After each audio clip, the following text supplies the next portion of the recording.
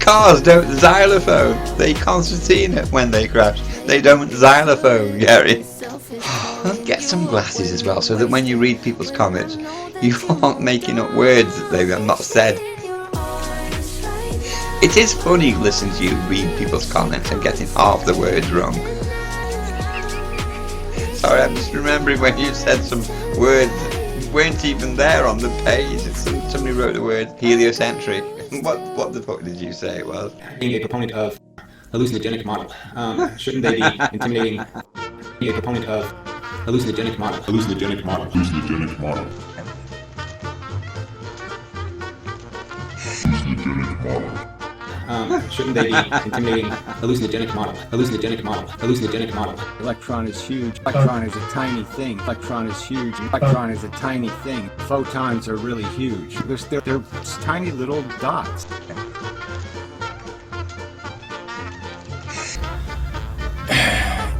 If you can't take, you move, then 10 minutes. If it can't take, you move. If I can get the double dark, which I don't have currently. Because it's a single slit pattern and he hasn't realised it. So this is a 2-slit experiment. But there's obviously, it's lacking, it's missing something. Yeah, it's missing something, alright, Gary. It's a fucking single slit experiment. That's where it's missing. It's missing one slit, mate. You are funny, but for all the wrong reasons. Oh my god. Anyway, thank you for tuning in, folks. Here's what Gary wants us to do next. Now, in example C, this is what Gary wants us to do to cheat the experiment in his favour. He wants us to point a highly directional receiver antenna towards just one of the horns so that it favours one of the horns and does not effectively pick up the energy from the other horn. He claims that there cannot be any interference between the outputs of those two horns because they cannot interfere with one another mid-air, so to speak. Therefore, he claims that if we point a directional antenna at just one of those horns, as you can see, it will stop picking up any pattern across that range. But he's wrong, I'm afraid. Now, Gary relies on people not being able to test this or not being willing to test this. He thinks I won't test it, but I have. I've tested it and he's wrong, wrong, wrong and wrong again. He's always wrong. I'm sick of I would love Gary to be right just for bloody once.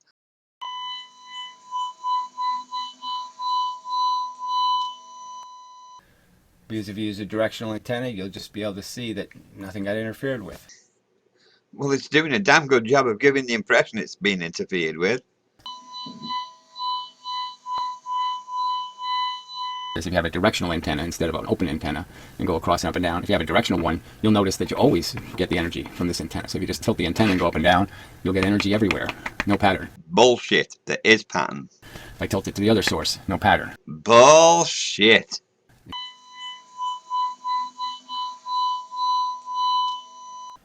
There was no interference.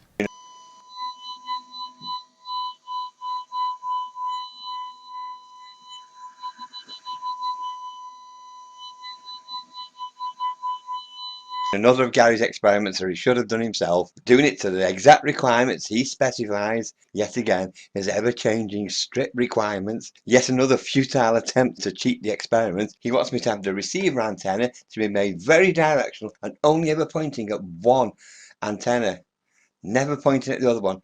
Oh, it should be pointing down the middle. You know how the experiment goes, but he wants it to just point at that one antenna. Okay, for anybody who isn't familiar with the Walter-Lewin stroke MIT radar interference experiment, the diagram A represents the way Walter-Lewin did it. The diagram B represents how Gary would probably argue it should be done with a curved surface, which I'm doing here anyway.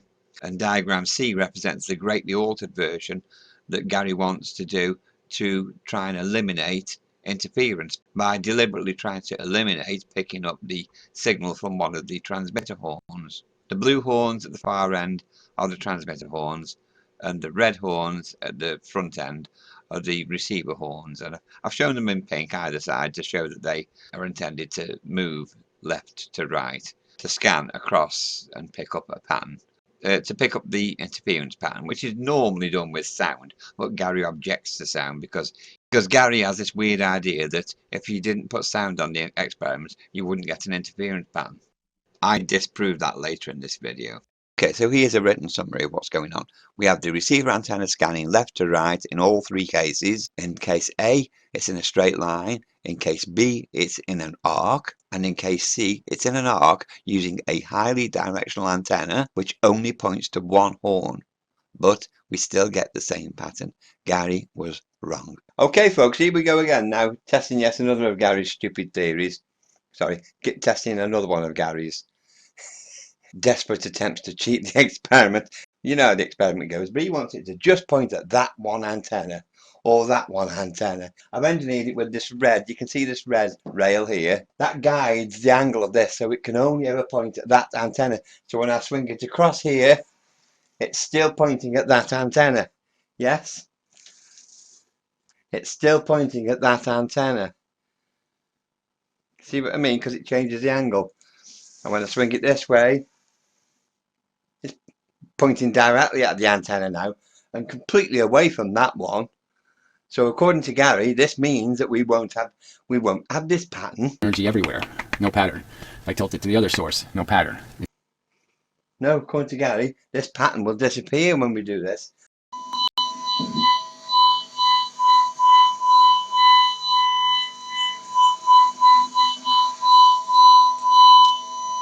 Energy everywhere, no pattern. If I tilt it to the other source, no pattern. Have you noticed he's always saying that they should have done this experiment and they should have done that experiment? They. But when it comes to an experiment that he wants to take credit for, he says, we know this and we know that and we know the other. No, Gary isn't involved in any of this. He's an extremely lazy bastard. There's no we. It should still be they. They know this and they know that. And Gary, like a leash, is just capitalising on the work that Dave's done. He's an extremely lazy bastard.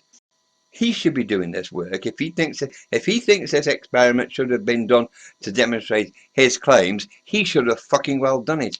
I've done it because I had every faith, had every belief, every reason to think that it wasn't going to do what he said. I had enough electrical knowledge, enough common sense knowledge to realize that this isn't going to prove broken photons at all. It isn't going to prove radar jamming at all, because it's a load of old fucking nonsense that he talks. He's an idiot. He's a giant lumbering idiot. He really is like a stream of bat's piss. That's how much use he is to the world. And this is what he says. There's no pattern. Will not make a pattern. Antenna go up and down, you'll get energy if you move the antenna. That is, if you have a directional antenna instead of an open antenna and go across and up and down. If you have a directional one, you'll notice that you always get the energy from this antenna. So if you just tilt the antenna and go up and down, you'll get energy everywhere, no pattern. If I tilt it to the other source, no pattern. Pointing at one. Did they do that with the radar experiment? Notice the word they. Did they do the experiment? It's never him, is it? Funny there, isn't it? Did they do that with the radar experiment? Did they use, directional antennas to see if the signal's still getting to the surface? More importantly, Gary, did you? It's your theory. Which completely blows up any theory of wave interference. Does it now? No, it doesn't actually, no. The pattern's still there. Oh, what a surprise. How many more stupid theories are you going to come up with? Now, one thing I do know is that his rivalry with Ken Wheeler is definitely motivated by narcissism. So rather than watch this shit video... Oh, whatever. So it's a shit video. It's motivated by narcissism. Sounds about right to me, though, Gary. If it waddles like a duck. Anybody who has watched any of my videos for any period of time needs their head examining. Guilty. Knows I find religious kooks quite irritating, and Ken Wheeler has clearly got a religious perspective about how physics works. Maybe, maybe not. I've never got a religious vibe off Ken Wheeler. I just think he's capitalizing on people's gullibility. And it's nonsense and idiotic, so of course I'm going to debunk him. No, it's just a cheap video for you, isn't it? Other people's work is just a cheap excuse for a video for you. That's all it is. It's the same as people debunking flat earthers. It's a cheap, easy video. You were doing exactly the same as the people you criticize. People who debunk flat earthers. Lowest hanging fruit. You were doing the same by debunking Ken Wheeler. Maybe I can attach that meter to it and measure and take the sound off it. Yeah, because that'll be his... In fact, that'll be his next objection, won't it? His next objection will be, oh, if there wasn't sound on it, it wouldn't be making an interference pattern. Yeah, we've been through that load of old bollocks, Gary. But shall we go through it again, just once more for you? Because you're thick as pig shit. Too thick to realise that that's a load of nonsense. That putting sound on it makes no fucking difference. You stupid, stupid, stupid twat. So shall I switch the sound off? Twice as much is caused by the amplification because they put an audio signal on the radar signal. I've lost count how many times I've told you it makes no frigging difference. Just watch the following demonstration with sound removed. You still get the pattern.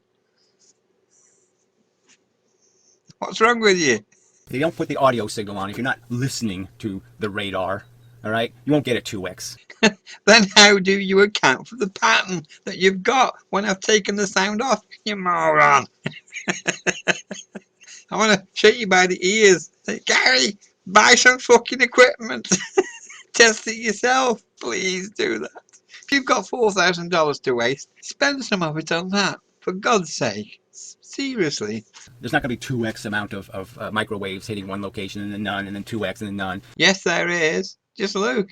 You wouldn't have to guess if you bought some equipment and tested it yourself. It'd stop all this nonsense guessing. That won't be the fact if you take the audio signal off. I can't believe that you still haven't tested this after 3 or 4 years. You're no further on than you were when you originally started shouting at Walter Lewin or Day, screaming, "It's a canard!" There's nothing in the experiment detecting radar. Therefore, the experiment can't possibly make claims about the radar interfering with itself. Why? It's because it's the only way they can lie. It's the only way they can make the experiment fit their fucking conclusions. That's all they're doing. They're contriving experiments to fit their fucking conclusions. They're fucking being lying, deceptive weasels, and you won't fucking admit it. It's an overt effort to deceive. The only reason why they're doing the experiment that way is because it's the only way they can make the lie look true. And that's the only reason I stepped in. I never thought that I was going to be accused of being one of the cheaters by the cheater. Gary is the cheater. Gary's the moron. Gary's the idiot, the fraudster. If you measure the actual radiation rather than measuring how loud the audio signal is. I really am stuck for how to explain to you anymore why what you're saying is nonsense. But surely you can see that we do have the pattern, even when you take sound off, so what you're saying is obviously wrong. Isn't that good enough for you? Because if what you were saying was true, then we wouldn't have the pattern. When we take the audio off, I mean. But we do. So what you're saying must be wrong. Surely you accept that. See, we're still getting destructive interference, even though we're pointing directly at one horn. And even though we've removed the sound.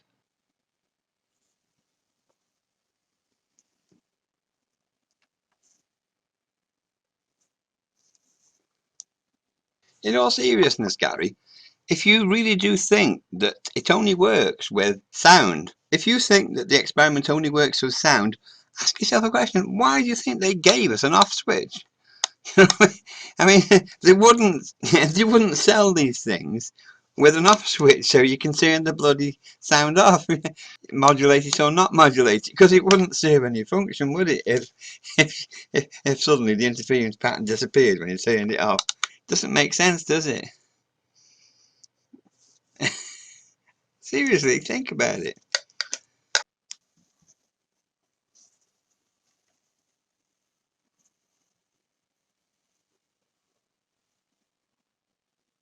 And think about this, who's been jumping to conclusions then? Does it not strike you as ironic that really you are the one who's been jumping to conclusions on this and many other things? You accuse everybody else of jumping to conclusions, seems like, looks like and all that, but it's you. Yeah. Again, there's no evidence of anything but a fraud. I actually felt sorry for him. The evidence is fake.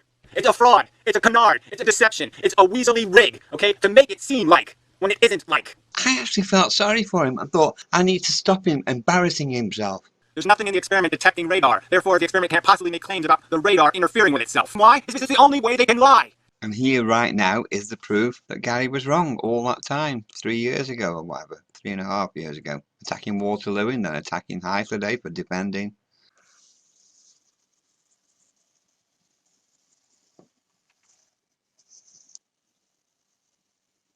So again, what would make a massive difference is just spending some of that £4,000 you've got on some equipment. You don't have to spend that much.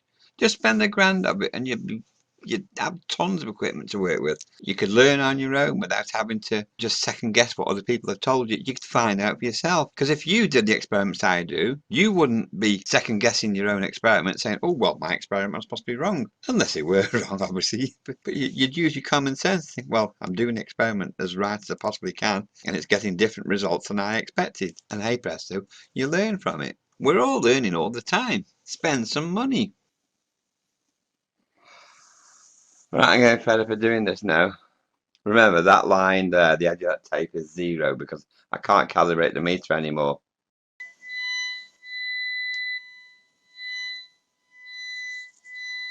Go on the Philip Harris website and buy some antennas like these. These are very directional antennas. I can't remember the game, but it's very, very high anyway.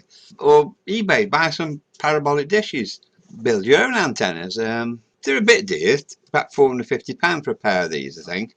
Research, microstrip technology. I'm sure you can build your own patch antennas. Antenna arrays, I mean, microstrip antenna arrays. That's what gives you high gain.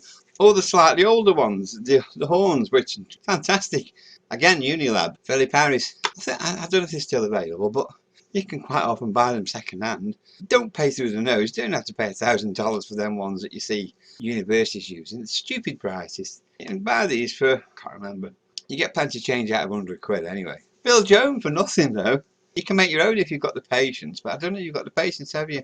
But I had to build my own here because I wanted to Be do careful 6 what you gig wish tests. for. 6 gigahertz instead of 10. So I'm not paying through the nose for any more waveguide and expensive antenna, so I built my own. Silver foil and hardboard, cut it with a Stanley knife. Bit tedious, but you can do it. You just have to stop being lazy. Do it. Get off your bum. Make 1 video a week instead of 6. That would be a big help. Or buy some of the really old reflex Klystron antennas. Again, Unilab. It's fantastic equipment. It's quite powerful stuff. Works brilliantly. I've got, I think I've got 3 of these now. I'm losing count because I keep buying them. And see, why am I the only person buying these things off eBay? Why is it only me? There's some that have been there for a year and nobody's buying them. And I think, well, how many more do I want? This one I bought the other day. I've not even switched it on. Another reflex Klystron. It might not work, but 40 quid. What, you can't turn that down for 40 quid, can you? I mean, it's wartime stuff inside.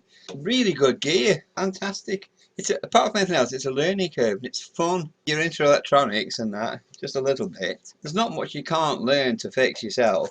Plus, right now on eBay, there's somebody selling stacks and stacks and stacks of horns and waveguides of every size and description.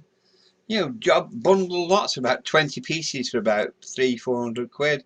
They got loads of the stuff. It's a company in Wales, I think. But if I had the money spare, I'd be buying it, but I wouldn't know why anyway. I'm just getting, so I like it. It's fun. I enjoy playing with it. But why don't other people? Why don't you, Gary? Seeing as you talk so much about radar, yet you never touch it. Never touch it. Old airplane radar. There's absolutely stacks of. I bought Tornado Jet radar transmitter. But you learn by buying this stuff. Because you buy it and think, what the fuck have I got here? You don't know how it works. And it forces you to learn, doesn't it? It's part of a Tornado Jet. Radar. Proper military parabolic antennas. You were on about me just getting plastic bowls lining with silver foil and sticking a nail in the middle. I perfectly understand the notion of trying to do things on the cheap, but there's a limit. I like doing things on the cheap, but sometimes you just have to at least spend some money. And it's not like you don't have any. You just stuff it all down your underpants, don't you, and sit on it. So you can use it to bribe people with or take bets on experiments that you've rigged. And it is a rig. Maybe you don't realise you've rigged it, but you have, without realising it perhaps. But that experiment you proposed is a cheat. Only an idiot would be betting on that, because that's got nothing whatsoever to do with the half mv squared formula.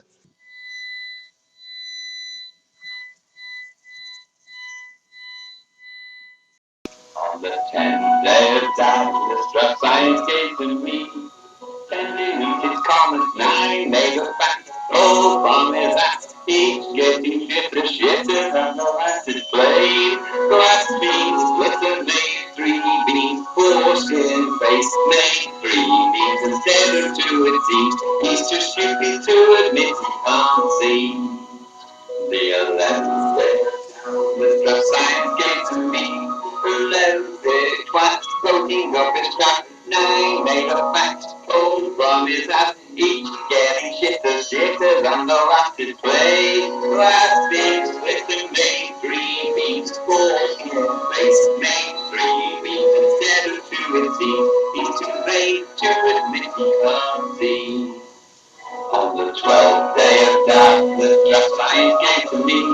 12 morons coming, videos so boring. 10 cats are running scared, they'll be done in by the crew. Gardani, Einstein, debunking freak, knuckle dragging curly hair, from New Jersey, 4 skin face, 3-inch dick, 2 brain cells, with no experiments to see.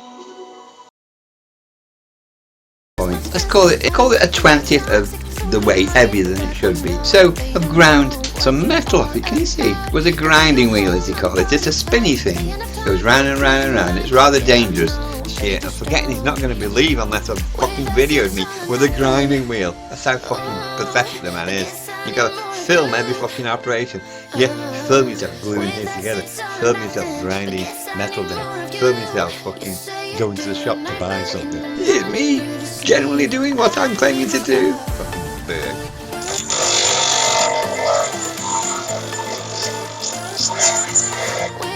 I've just ground some up so that it's the same weight, so that 2 of those would be the same weight as 1 of those. So that really is now the weight of 4 coins, a stack of coins, and that's 8 coins. So that when this rolls twice as fast, because of the levers, do you remember 5 minutes ago we were talking about levers? Do you remember? He's probably forgotten. He's got a very short memory. You've not forgotten. You were taking notes, weren't you? You weren't? Oh. You were too busy dancing, weren't you? I set you off with that banjo string thing, didn't I? I didn't mean to excite you. What we're gonna do with you? Look, well, maybe that's enough lesson for one day. Maybe the clever part, you see, this is where I'm a fucking genius to you, isn't it? Like, by your standards. That bit moves twice as far as that bit. Thus achieving the whole point of the experiment, which is to send the half mass one, the red one, at twice the speed, twice the velocity of the white one, because that gives them equal momentum, but the red one has more kinetic energy. That's the whole point of the experiment. That's what idiot Gary disagrees with, even though it's right in front of his face happening. He's in denial of it. He's a science denier. He's a prick. He's a science-denying idiot. There's no getting away from it. He is a science-denying idiot. This isn't the only science-denying he does. He denies science across the sodding board. I just thought I'd better clarify that because some people don't seem to understand that that's the whole point of the experiment, that the red one is supposed to go faster than the white one because it's half the mass, so you double the speed. According to Gary's simplistic theory, which is wrong, but according to his simplistic theory, speed and weight, velocity and mass are equivalent. It doesn't matter which one you increase or decrease, you get the same energy output from it. You get the same kinetic energy output from it. He doesn't even agree with the term kinetic energy. You never hear him call it kinetic energy because he disagrees with it. As far as he's concerned, this is girly physics, silly girly physics more specifically. That's what he says. He's an embarrassment and he claims to be a feminist. Yeah, that's right. The man who casually talks about violence towards women as if it's a good thing claims to be some kind of feminist. Wow, I find that shocking. Anybody who believes that Gary's a feminist must be an idiot. See, this is the clever bit. Anyway, you said recently about a car. Actually, it was about a train, but it makes no difference. You were still talking shit. When it crashes, you meant to say it concertinas, didn't you? And you didn't say it concertinas. It crumples concertinas. You said it xylophones. I've been laughing my tits off at that for a month because it's just such a weird thing to say, that a car crashing, xylophoning. So again, these idiots really think you could, so I can crush the trains. The trains can actually xylophone. I mean, What are xylophones for? I can't believe I even have to have this argument. that there isn't a whole chorus behind me saying, wait a minute, don't say that, that's silly. The chorus is in front of you, pleading with you, please shut the fuck up, Gary. You keep saying stupid things like this, like xylophones. Can you spell xylophone? It doesn't start with a Z, by the way. Again, there's no crushed trains here. They didn't xylophone. Hey, he's right, you know. Look, I found some evidence.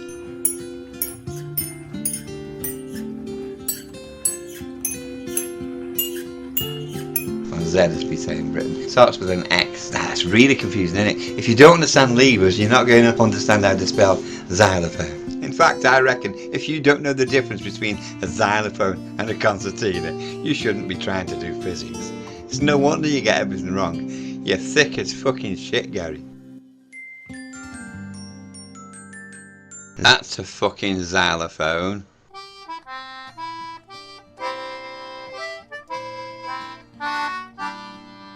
And that is a drum kit. No, it's a concertina. I get them two mixed up all the time. Xylophone. Yeah, that's ding ding ding ding ding ding ding ding ding. Yeah, when you watch your Peppa Pig cartoons, that little tune. Ding ding ding ding ding ding ding ding ding. You must have played a xylophone. But what made you think a car xylophoned when it crashed? No, Gary, it concertinas perhaps.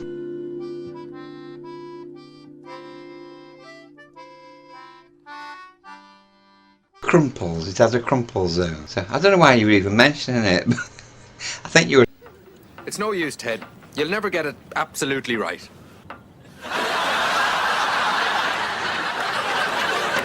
Trying to be clever as usual, so it's good that you're trying. It is good that you're trying. I don't knock that. But anyway, levers. I don't want you to try and absorb too much in one go. So let me get back to this and explain how levers work. So basically, a lever, Gary, it's usually a big stick, and it's too much information at once. You can't absorb it. Fuck me, you couldn't figure out the weight of 2 sets of coins.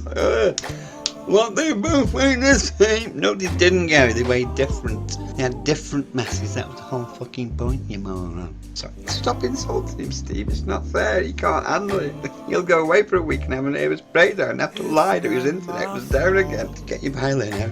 Internet down, my fucking ass. In America, your internet down for a fucking week. Fuck right off. Prove it. Show us. Anyway, I don't want the guy killing himself or threatening to kill himself. He'll only sue me for his murder, like he's threatened to before. Are you gonna sue us when you shit the bed as well? Oops, sorry, I didn't mean to do that. I forgot Gary doesn't like music. For a split second, I thought he might like some old-fashioned music that Newton might have liked. I was looking for some Baroque music, then I stumbled on this, and I thought, well, Gary might like that, but then I realised, no, it's got a beat. He doesn't like a beat, does he? Well, it's got a woman in it as well. She might know something about science. A woman. She's showing her ankles as well. Says the man who used to perv over women's videos, and even recently was virtually perving over the girls in LEWIN's audience. Feminist my ass. Oops, I did it again. The man's got no sense of humour, has he? Well, this is a lesson I didn't think I was going to have to give to anybody, least of all Gary, about what a lever is.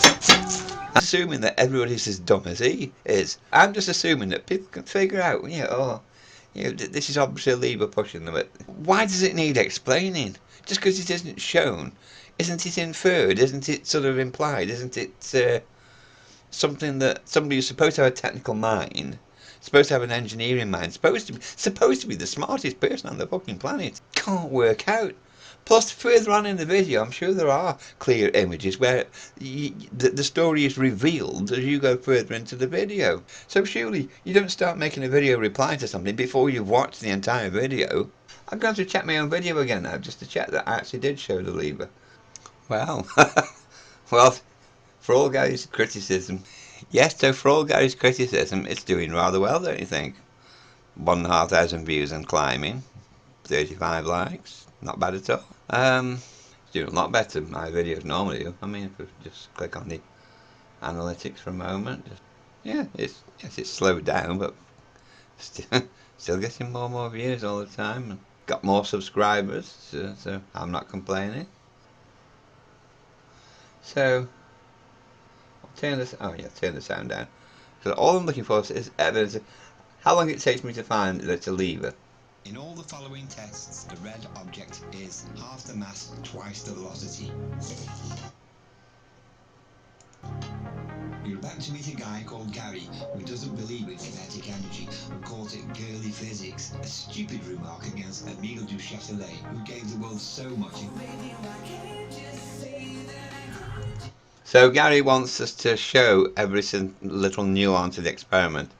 So just for the time being, he isn't able to, just for 17 minutes, just temporarily at least, assume that I have made some effort to ensure that the velocities are correct. So he's not willing to just give me that little bit of benefit of the doubt, just for 17 minutes.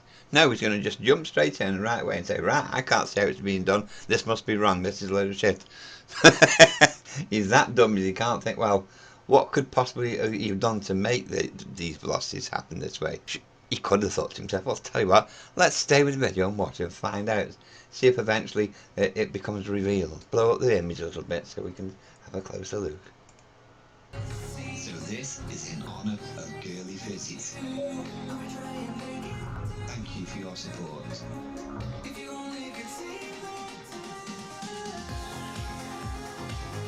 I do actually love this music, it's fantastic.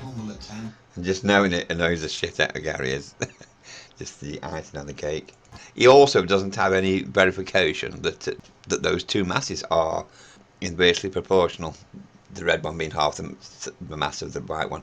I haven't given him any tests to prove that either, have I? Again, he's supposed to take my word for it. Well, yeah, what do you want me to do? Show him a video of me weighing it on some scales? Is that really what I'm supposed to do?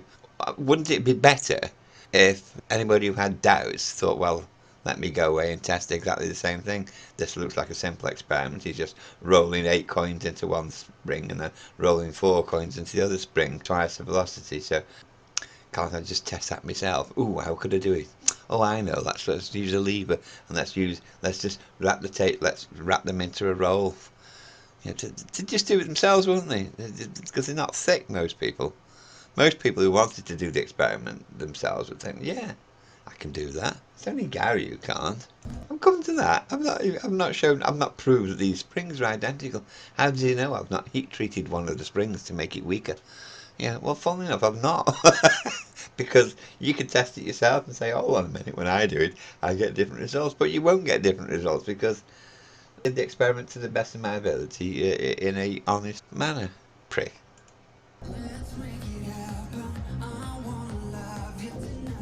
Let's just jump ahead and see if it finds some examples. Why haven't you? For that experiment demonstrating where you lit more light bulbs. Represented by each of the objects inducing current in a coil, charging a capacitor, so we can read on these meters how much electricity is being produced by each of the objects. Okay.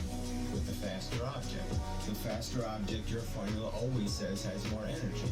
And it does. Read the meters. Well, there you go. You can see the lever now, can't you? All of a sudden, 2.5 minutes in, the truth has been revealed. He's launching these things off a lever. Ooh, complicated, isn't it? Yeah. Oh, complicated, isn't it, Gary? Yeah.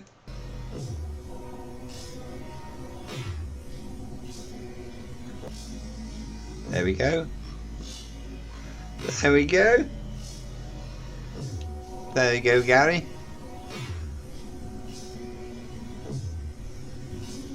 See, there you go, Gary. 2.5 minutes in, and you can see the lever. Oh, sorry, did I not show you the entire length of the lever? Was that... Did that confuse you? Doesn't take much to confuse you, does it? It doesn't take much to confuse you, does it, Gary? Hey, look. What the fuck is wrong with him? I see the thing that hits the coins. Yes, we could all see the thing hitting the coins. The problem is, he didn't tell us what he was using or how he was using it. What's he fucking think it is? We didn't see the mechanism. Ooh, what could it possibly be? Net mechanism. Didn't see that it produces consistent results. Didn't have any guarantee that this was at all what he implied it to be, which was a mechanism for producing half the velocity.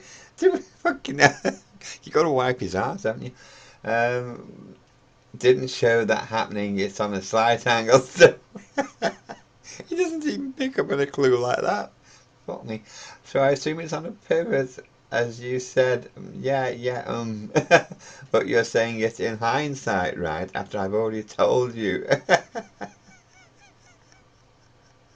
Oh yeah, he needed Gary the Genius to explain it. And now you can see it, right? But would you guess before I told you it was a pivot? I think he fucking would. He's fucking, he's golden. This is fucking amazing stuff.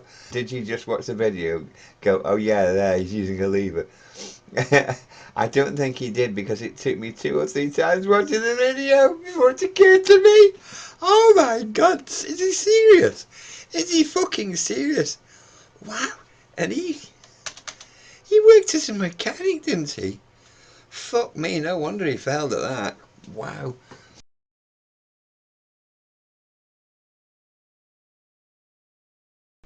Yes, he has clarified that's what he used, but he hasn't clarified that he tested it in any way whatsoever. Ooh!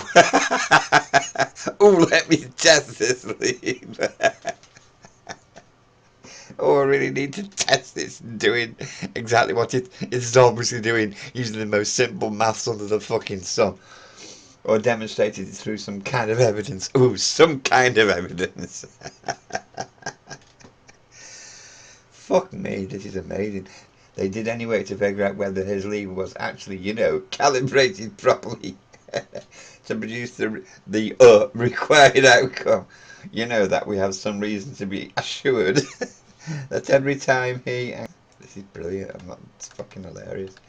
Every time he did whatever he did, every time he did whatever he did. Oh, maybe did he spit on it? Did he fucking say a prayer to Jesus? Did whatever he did, that he was in fact doing what he claimed to be doing. Guy, he's so desperate, utterly desperate to discredit the most obvious test under the sun. Oh, is he really drinking a cup of tea? Is he just pretending what he claims to be doing, which is giving one object half the velocity? But oh, and this is so hilarious. Listening to Gary criticising other people's work when he hasn't done any whatsoever. So you're looking at it from a funny angle. What do I have to do? But basically, because the giant prick. See that lever? The giant prick couldn't fucking understand how it worked. Because he couldn't see that bit there where, because the giant prick couldn't see that bit there where, it's the fulcrum, he couldn't see that bit. He claimed he didn't know it was a lever, and because he couldn't see a measuring tape showing you that distance from there to there, he claimed that you couldn't verify that I'd got the arc right. For fuck's sake. He said, oh, the resistance of the roll on the surface, it's like pushing something through grass or something. I forget, something pathetic. So I've made spend a bit of money Gary will never spend, on proper aircraft grade springs. And anyway, I made tracks for it so it will roll back and forth into the tracks, you know what I mean? That shouldn't be too bad, should it? It's on proper tracks, so we can't moan about the what do we call it now? You can't moan about the friction like a proper dickhead, proper big fucking baby. And there's the other one, double the weight, obviously, Oops, not fixed. You get the idea. Oops. So, but I need to just adjust. I've got to lift the lever up now so that it's the right height for these bigger weights. That's half a kilo. That's 1 kilo. Well, just a fraction more, but I'll show you on the measuring scales at some point. Yes, yes, the giant moron seems to think I just guess the weights of these things. Yes, I do actually use scales. I'm going to have to show you scales, because he wouldn't believe. He's such a doubting Thomas. He's such a cynical fucker. He won't believe that there are actually scales, really. That's how big a moron he is. There's something wrong with the guy. I'll make sure the table's level. I'll use a spirit level. You've got all mod cons. I can check that things are level.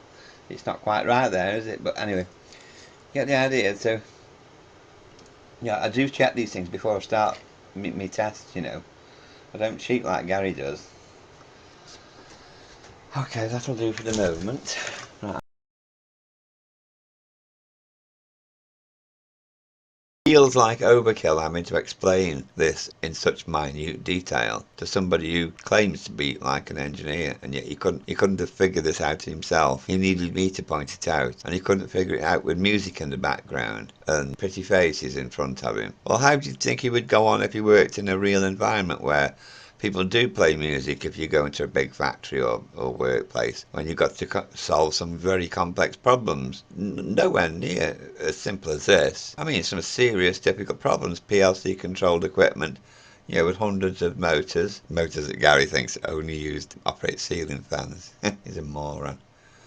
You'll have wardrobe size fuse cupboards, and so if we talk about this and try to explain why the real workplace is a difficult environment compared to anything that Gary moans about, he just says, "Oh, you're trying to be the sparkiest of sparkies." No, it's just a real work environment. The difficulty that Gary doesn't have to face. It's all right for him pontificating and moaning about everybody else's work when he never lifts a finger, never does a tap of work. All his work is conducted sat on his bottom, with his jaw wiggling up and down, making strange noises that make no sense, and his hands quivering like an imbecile, making childlike drawings on a board that he can't even be bothered to wipe clean before he starts. Then he expects us all to be in admiration of these drawings that if he was a 5-year-old kid, his mother wouldn't stick on the fridge. She'd be so ashamed of a 5-year-old child's drawings. She wouldn't know they'd been drawn by a fucking 70-year-old man. A moron.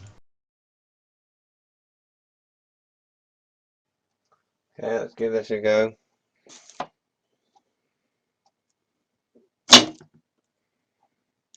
Half the mass, double the velocity of that one.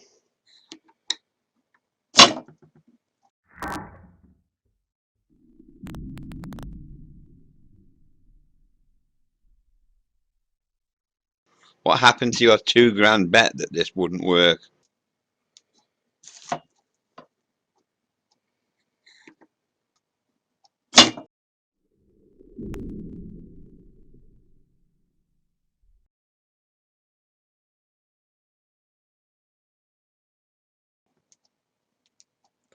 I tried at a slower speed.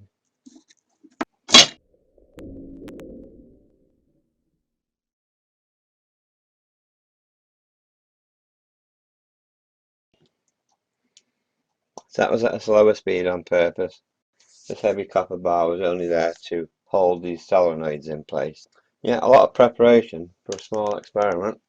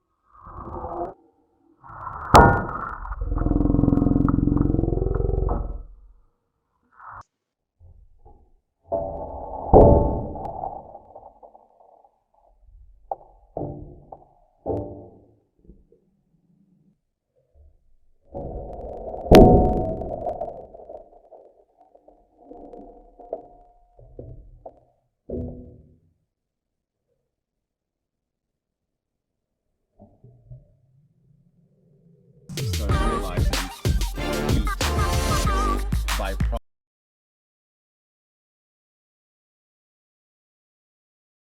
And the thing, if you just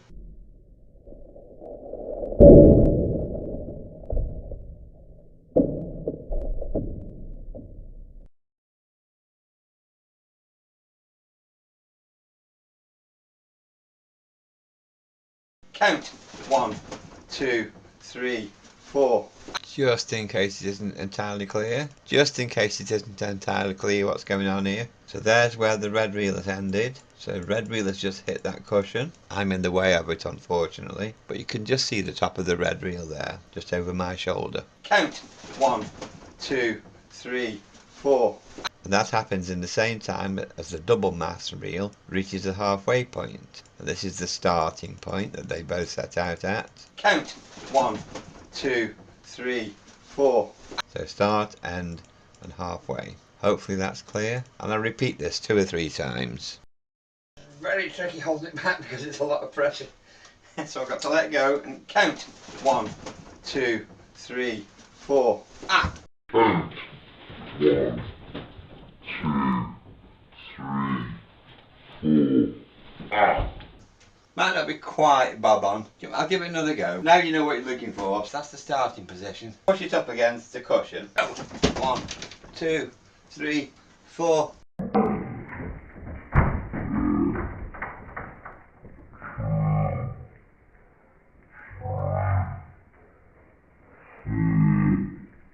Fine. It's alright when you were just watching it on a video. Round the fucker has got to make this shit work. Here we go again. 1, 2, 3, 4.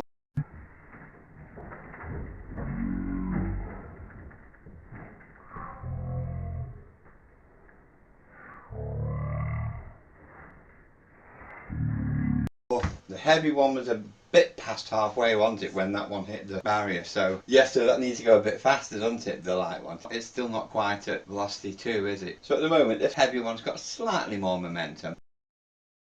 This was only intended to be a rehearsal, but in the end I thought, well, it's not going to get any better if I keep repeating it over and over again. I'm not going to get the results any better, I don't think. Are you ready now? Are you ready now?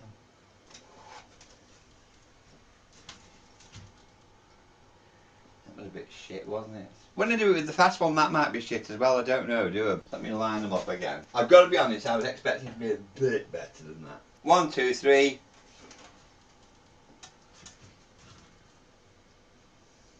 Not very impressive, is it? But then again, like I say, the other one might not be very impressive, so let's take the heavy one up. Can you see we've got a solid copper insert? Before I double its velocity, I'm just going to use the same pressure but on the lighter weight, where it's supposed to now go 1.4 times faster. Same energy, so it's being pushed with the same force.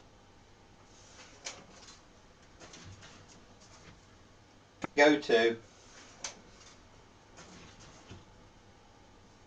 See, it's on a par, isn't it, with the other one, the heavy one. So it does look like same-ish energy as the previous one. It's going 1.4 times faster, pushed by the same weight. Half mass, 1.4 times faster, same kinetic energy, does the same damage by the looks of things, in keeping with the formula, as I understand it. It is actually an interesting experiment. How many other people are even bothering to do this?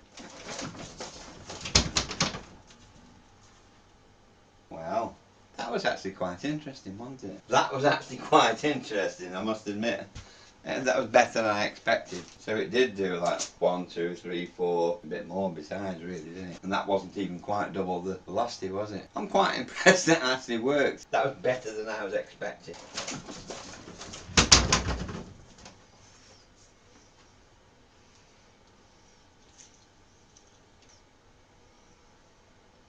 Gotta be honest, I'm quite pleased with that from a point of view of proving Gary shit for brains wrong. It's evidence against his crappy guesswork theory, isn't it? It's doing approximately twice as much damage, isn't it? Didn't get to the 6th one, but in fairness, it knocked the first 2 down, and the other one didn't knock any down at all, did it? Just moved them out of the way. Is this where Gary's going to start moaning like a schoolgirl, saying, it's just the same as the Clay experiment? So I think it's sufficient to say that Gary needs to now cough up and pay for the experiment that he's been promising to pay for about 2 or 3 months. He said he was going to commission a proper experiment using properly engineered parts, and that whoever was wrong would fund it. Well, I think he should fund it now. I funded this one, I funded all the previous experiments, I funded all his radar experiments, I funded all his sound experiments, I funded all his polarization experiments, I funded all his slit experiments, I've even sent him slits that he's forgotten he's got. I think it's time Gary funded at least something. He promised $50 for someone who could show this kind of evidence. I've shown him this kind of evidence several times over now, and he still hasn't coughed up $50. I don't think he's ever going to cough up $50. He says he never welches on a deal. Well, I don't believe him. I think he will simply wriggle and wriggle, pretend the evidence isn't there, just to avoid paying to someone. Give the money to charity then. I don't particularly want Gary's money. I just don't want to see the guy getting off scot-free with lying what he intends to do. The only time he wants to put his money where his mouth is when he's got a rigged experiment. The one where he conveniently then forgets about the so-called excess friction of the heavy mass object. Suddenly the friction doesn't matter then, does it? Because he's a lying, cheating scoundrel, as I've said before, and will keep saying, because he is. Be very cautious of Gary. I wouldn't buy a raffle ticket from him. Is this where Gary's going to start moaning like a schoolgirl, saying, it's just the same as the clay experiment?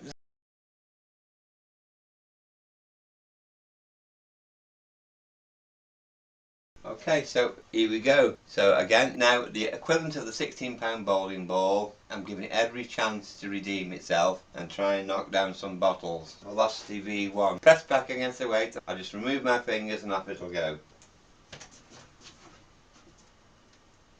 Well, let's be honest, it was no different than before, was it? I'll give it one more go. Realign the bottles. Just moving the bottles back about an inch, or a bit less really. Give it another go. Here we go. Okay, same every time. Moves 2.5 bottles, shall we say. Doesn't knock any of them over. So, I now swap that for the lightweight one, the half mass. Okay, so I now swap that for the half mass one, equivalent of the £8 bowling ball. First of all, using the same energy input to get it going. So the theory is again, it'll go 1.4 times faster, but only have the same kinetic energy. The other one had more momentum, got double the mass. Put the bottles back again. A very boring task. Okay, we go again. I just take my fingers off. Pretty much the same really, isn't it? Line them up once more, one more go. So press back against the weight, up to the cushion of the pool table, and I let go. Same again, innit? So clearly they have the same energy, which is not too surprising because they're being pushed with the same force. Right, so now I'll just reset the bottles again, exactly the same each time. Now the difference this time is I'm going to propel them at twice the velocity. Going to have more kinetic energy. So remember, these weights that I'm releasing now, these have already been calibrated before to send this object at twice the velocity, measured visually. You'll notice it takes a lot more effort to hold this back because there's a lot more pressure, a lot more weight in these boxes to get this to go twice as fast, twice the velocity. It might look like when I move my fingers like I'm pushing it. I'm not. I'm just taking my fingers off. I'll try and do an upward movement rather than that movement because Gary's a prick. He's going to say, oh, he's pushing the... No, I'm not, you daft twat. If you think I am, you do the same experiment and see how much you can push it by lifting your fingers off. Stupid ignorant cunt. Anyway, so here we go again. A lot of pressure there, let go. Huh. Well, not one bottle down, budge 1, 2, 3. Not one down and budge 3 more sideways. It's not my idea to use Skittles or the equivalent of Skittles, best as I can arrange. It's not my idea to use those to measure energy. This is Gary's moronic idea, not mine. It's Gary's stupid, idiotic idea. Because he's a fucking prick. So let's give it one more go. He's not going to like it, is he? Why? Because he's a prick. Well, his theories are simply frightful, and his attitude is spiteful. Since he's too dumb to know, let him crow, let him crow, let him crow. I wouldn't mind it if he was nice, but he's horrible as can be. He can say what the hell he likes, but unprovoked he attacked me. Now I've had enough of his bullshit. I only still listen to it, 'cause it makes me laugh so, ho ho. Let him crow, let him crow, let him crow. I like that song, my version of it. Right, give it another go. Takes a while to set up, doesn't it? Here we go again. Same again, isn't it? Well, it would have been nice to see it knock 2 bottles down again like it did last time. Wasn't to be. Then again, the heavy one didn't knock any down, did it? Is there anything else I can do to try and get that heavy one to actually knock some bottles down at half the velocity? We've got the bottles to stick out a bit more. Getting tedious, isn't it? It really is getting tedious. But anyway, okay, so that knocked one bottle down and dislodged 3 others, which is, again, roughly twice as much work, you could say, as the heavy one did. I'll tell you what might not be a bad idea if I do the verifying the velocity thing again. Shall I verify the velocity again? Yeah, it's not a bad idea, is it? So I'll move the bottles out of the way again. Do you remember on that one of those tests before, the bottle fell over? Now I thought, Gary's an idiot. He's going to make an issue of that, I bet. So look, a bottle's fallen over before you'd even started the test. I'm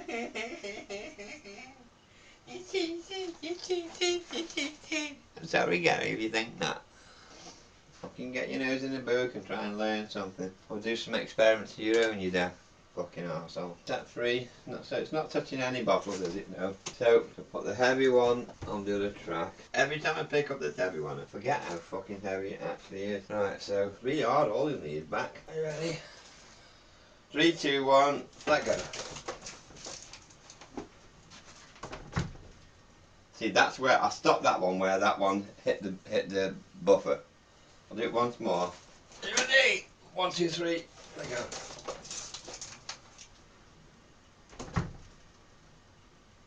Yeah, I think that's bob on, isn't it, really? Let's be honest. That was bob on, really, wasn't it? Yeah, so you can honestly say, as bob on as I can do it. If I measured it, I don't think it's going to be any better, is it, really? I'm just glad that didn't roll over the end. That's another reason I wouldn't really want to have any more oomph behind it, because if it rolled over the end, it fell on the floor, I'd have wrecked a perfectly good reel of tape, wouldn't I? Well, I'm already wrecking it by gluing shit too. I can glue all over this one and changing the flanges and shit. I put this piece of wood here, fixed the table, pressed it against the wall so that it would try and reduce any table wobble. Anyway, I'm gonna fucking shut up now. I'm sick. I'm bored of it. I'm so bored of this test. Because it's Gary's stupid invention, isn't it? And it's a stupid idea. It was never going to fucking work, was it? All of his ideas are shit. Really, really, really fucking shit. While the camera is focusing there, I might as well just show you. So you've got a better view. See, that's the one. The weights inside that box propels that's half velocity.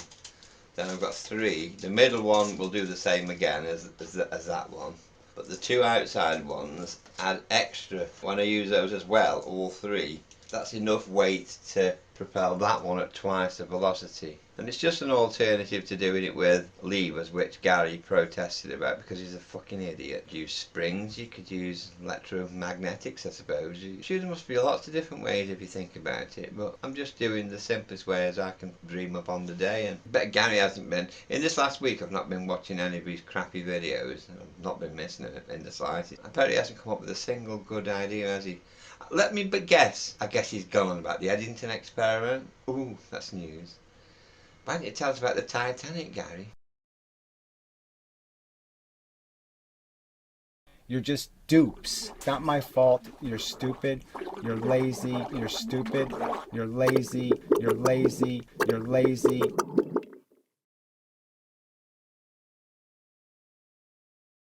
Hello.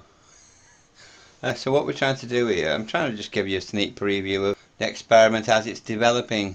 You know, this 16-pound bowling ball versus 8-pound bowling ball nonsense that Gary keeps pontificating about without doing any tests. Well, I think, well, let's actually do some tests with 16-pound weights and 8-pound weights. So the idea was to make this 16 pounds, but it has to end up being 19 pounds, and then that, instead of 8 pounds, that's 9.5 pounds. So the ratios are still the same, 2 to 1. I'll weigh them at some point just to show you. I can't be bothered right now because it means moving the camera, but I can show you. I'm not just guessing the weights of these things, Gary. I'm not you. I don't just go, oh, that looks like it must be a single slip when it's actually a double slip. Oh, that's thin, that's tiny, tiny, tiny. I don't do that like you do, Gary. I don't guess and say, well, it's a tiny, tiny, tiny slip. Must be about the wavelength of light when you're 200 times wrong. When something's actually a tenth of a millimetre, and you think, oh no, that's the thickness of a wavelength of light. You're a moron. You need to learn to read numbers printed on slips. But anyway, I'm getting off the subject. So this is measured to be 19 pound, and that one 9.5. Okay, now I've tried a variety of Skittles. These quite heavy wooden ones.